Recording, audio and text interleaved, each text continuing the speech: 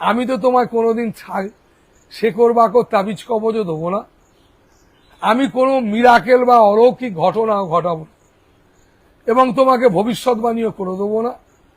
কারণ আমি অতি সাধারণ মনে করি এবং ঈশ্বরকে আমি ভীষণ সাধারণ মনে করি। ঈশ্বরকে আমি কোনোদিন অসাধারণ মনে করি না।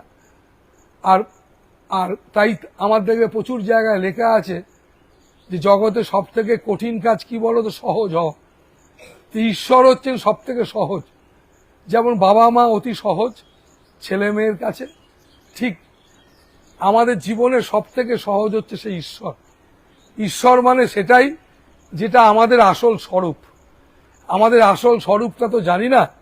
আমরা আসল স্বরূপ বলতে জানি আমি একটা কিছু একটা, তো এইটা যেহেতু জানি আমি কিছু, তো এইটা আসল স্বরূপ না।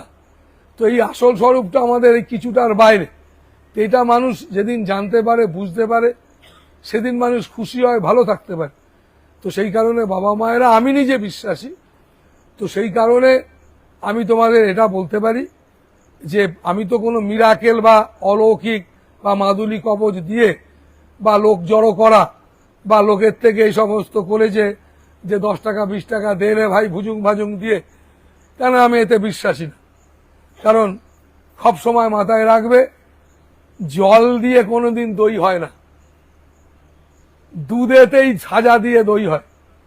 যেটা দুধ সেটাই দই হয়। তো যেটা সত্যি সেটাই সত্যি থাকে।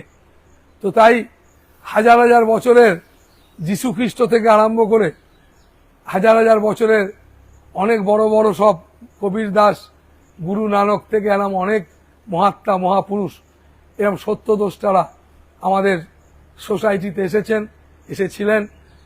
তখন এত মিডিয়া বা এত কিছু ছিল না, কিন্তু আমরা তাদের নাম শুনেছি, তাদের সম্বন্ধে জানি।